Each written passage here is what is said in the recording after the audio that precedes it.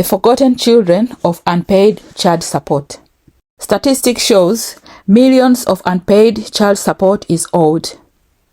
Behind every pound is a child who goes without.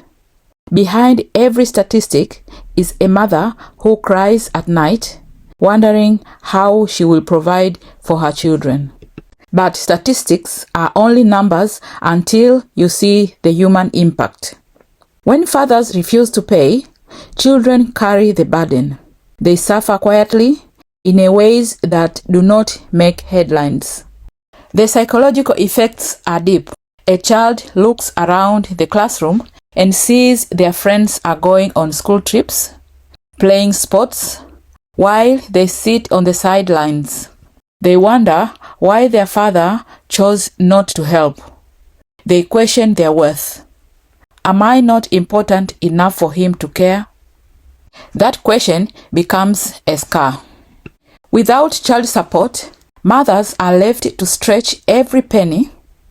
Some children eat less or eat food that is cheap but not healthy. Others miss out on after-school activities that could shape their future. The heating is turned down in winter. Shoes are worn until holes appears. And school supplies are begged for instead of bought. Every unpaid pound is not just money. It is food, warmth, opportunities, and dignity stolen from a child. But he never once thought of the children, not the birthdays where his chair was empty, not the school plays where his children searched the crowd only to find no father cheering, not the Christmas mornings when other children ran to open presents from both parents, while hers carried the silent weight of absence. And yet, while children suffer, some fathers live in a fantasy. He takes holidays, buys expensive gadgets, posts his pleasures on social media. You think your luxury proves your success, but your children sees only your absence. Yet, it is not just fathers who fail. It is the system meant to hold them accountable. She turned to the Child Support Agency for help, believing they would bring justice. Instead, she was met with letter after letter, each one promising, "We are taking action. We are reviewing your case. We are moving forward." But nothing ever happened. Month after month, the same empty words, the same false hope. And to the government, she says this: families need a system with teeth, one that chases down fathers who manipulate the law, hide income, and dodge responsibility. Every day of delay is another day a child goes without. Be tough, be clear, and remember that these are not just cases, they are children's lives. This mother was driven to create this campaign because of what she endured. She saw her children suffer.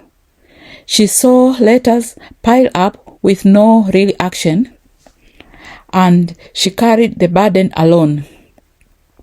Instead of silence, she chose to speak. She built these proposals not only for her own family, but for every family in the same struggle. This is why she created 10 reforms to help the government to change child support agents to have strong powers to combat the stubborn fathers. Proposal number 4 calls for emotional trauma training for child support workers. Because behind every file is not just paperwork, it is a child's pain and a mother's fight to survive. Staff must learn to see beyond forms and procedures and understand the emotional toll of their inaction. A letter without action is cruel to the family. And this is just one of the 10 reforms she is demanding. Automatic deductions from luxury spending, strict penalties for hiding income, real-time case tracking, public accountability, and name and shame register for dodgy fathers, emergency financial support, and more. Together, they form a vision of system that finally has teeth, a system that fights for children instead of failing them. This is her message to absent fathers.